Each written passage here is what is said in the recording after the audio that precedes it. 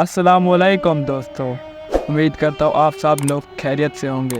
आप लोग देख रहे हैं SK टॉक। आज की इस वीडियो में मैं बताना चाहता हूँ कि पुराने ज़माने के लोग कैसे रहते थे, कैसे अपनी ज़िंदगी बसर करते थे और कैसे एक दूसरे के साथ बातें और मेल जोल करते थे। 2000 के बाद पैदा होने वाली नस्ल बदकिस्मती से इस लज़्ज़त, मोहब्बत और सुकून से मरहूम रही के जो 90 की दहाई की जनरेशन को मिली। हमने तो अपनी ज़िंदगी के हर रंग अपनी आखिरी हिचके लेते हुए सीखे और देखे और हमने उन्हें अलविदा ही कर दिया। हमने तो मिट्टी के ऊपर चूल्हे जो बने हुए होते हैं ना, उनके ऊपर चाय बनती हुई भी देखी और मिट्टी के बने हुए बर्तनों में सालन बने हुए भी देखे थे और उसका जायका भी चखा था और उसका लुत्फ़ भी लिया था हमने। तो हम स्कूल में जाते थे, अल्हम्दुलिल्लाह अब भी जाते हैं। और हम जब जाते थे ना, अब तो मैं 9th क्लास में हूँ, जब हम जाते थे अपने साथ वाले लड़के के बेंच या डेस्क पर अपना बैग रख देते थे और उससे कहते थे तू इधर से उठ जा, ये मेरे दोस्त की जगह है और यहाँ पर मेरा दोस्त बैठेगा। हमने नानी और दादी से तो वो भी कहानियाँ सुनी थी जिससे हमारी ज़िंदगी के आगे बढ़ने का मकसद पता चल सके। हमने तो 2-2 रुपये 3-3 रुपये इकट्ठे करके गेंदें भी खरीदी और शाम तक खेलते रहते थे। और जब शाम को हम घर वापस लेट आते थे तो हमें घर पर डांट और मार भी पड़ती थी। वो भी पल हमें याद हैं और हमें आज महसूस होता है कि जब हम क्रिकेट मैच खेल रहे होते थे तो एक बड़ा आदमी या कोई बड़ा हमसे आके खेलता और हम उसे मना कर देते थे। तो बड़ा आदमी और तो कुछ नहीं कहता था, वो सिर्फ यही कहता था कि मुझे सिर्फ 2 गेंदें खेलने दो, उसके बाद मैं चला जाऊंगा। उस वक्त तो हमें बहुत चिढ़ आती थी, लेकिन अब हमें महसूस होता है कि हम गलत करते थे, हमें ऐसा नहीं करना चाहिए था।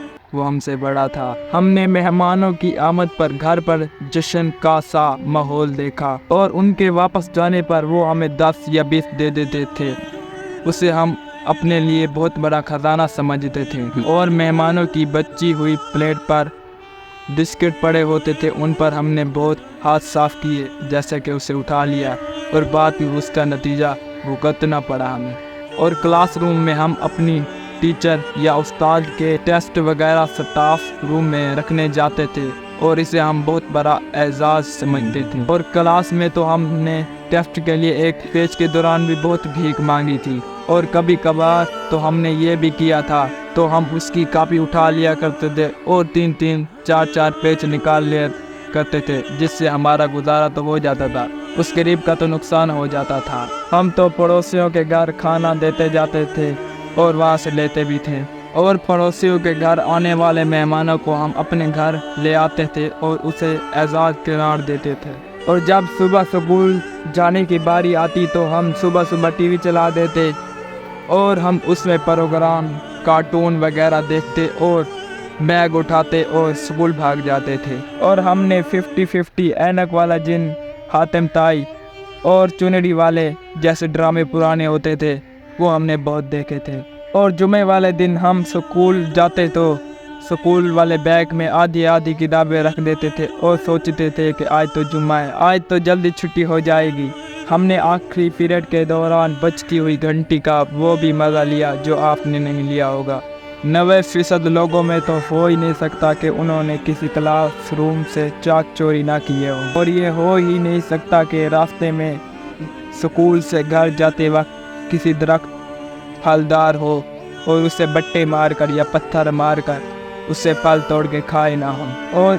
और ये अलग बात थी कि अक्सर औकात फलों के मालिक जो थे उनसे डांट ना सुनी हो, पर हमें तो परवाह नहीं होती थी। बाद औक़ात हम फिर वही हरकतें करते थे। हम स्कूल दौर में अमीर उसे ही समझते थे जिसके पास ज्योमेट्री होती थी।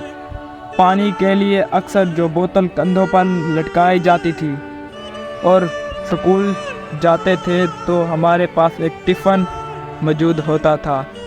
अक्सर बाज़ औक़ात तो हमें वो भी नसीब नहीं होता था।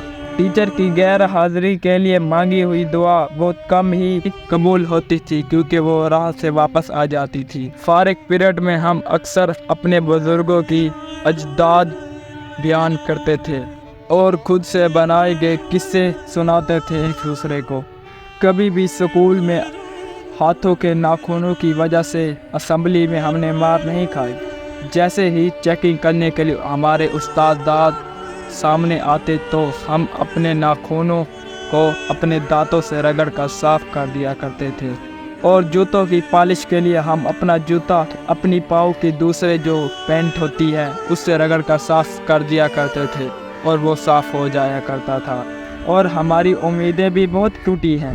اکثر رات کو 9 بجے تک بارش ہو رہی ہوتی تھی اور ہم سوچتے تھے کہ صبح بھی بارش ہوگی، اور ہم سکون سے دیر تک لیٹ جایا کرتے تھے۔ اور جب ہم صبح اٹھتے تھے تو صبح دن ہمیں نظر آ رہا ہوتا تھا اور ہم سکول چلے جاتے تھے۔ اگر ہم راستے میں کہیں بیٹھ جایا کرتے تھے تو ہم اپنا بیگ جھولے میں رکھ دیا کرتے تھے اور نیچے رکھنے سے ڈرتے تھے، کیونکہ اس میں اسلامیات کی کتاب بھی موجود ہوتی تھی۔ اگر ہم بازار میں کہیں جاتے تو اپنے استاد کو دیکھ لیتے اور واپس گھر آ جاتے، اور ہمیں یاد ہی نہیں ہوتا کہ ہم بازار میں کیا کرنے گئے تھے اور کیا لینے گئے تھے۔ ہم نے بہت احترام دیکھا، خلوص دیکھا، محبت دیکھی اور بھائی چارہ اور ہمدردی بھی دیکھی۔